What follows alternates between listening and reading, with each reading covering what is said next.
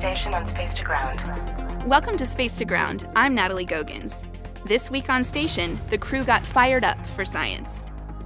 Expedition 57 Commander Alexander Gerst performed some needed maintenance on the ACME insert in the SIR combustion chamber. SIR, or Combustion Integrated Rack, enables safe combustion research in microgravity. Its plug-and-play approach supports a wide variety of studies on droplet, solid fuel, and gaseous fuel combustion. The ACME, Advanced Combustion via Microgravity Experiments project, investigates 5 different studies with the goals of improving fuel efficiency, reducing pollution byproducts from combustion, and preventing spacecraft fires by better understanding material flammability.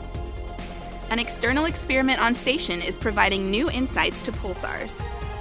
The Neutron Star Interior Composition Explorer, or NICER, provides high-precision measurements of neutron stars, also known as pulsars.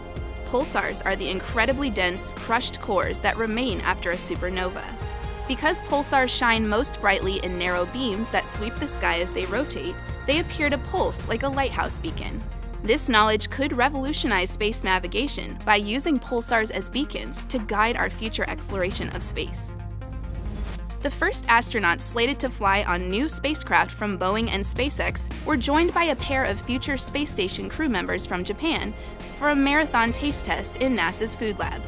All crew members bound for the station get a chance to sample the cosmic menu that will sustain them while they spend time in microgravity. To see the latest news as we march toward once again launching astronauts from America, visit nasa.gov/commercial-crew. Our Twitter question comes from Sharkbait. They want to know, what is the best time to attempt ham radio contact with crew aboard the ISS?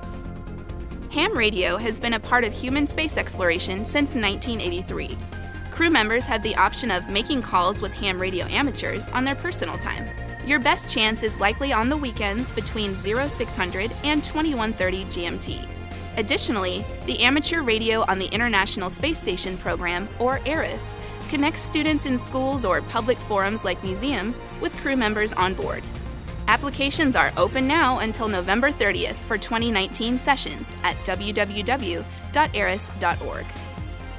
Keep sending in your questions using the hashtag #SpaceToGround. We'll see you next week.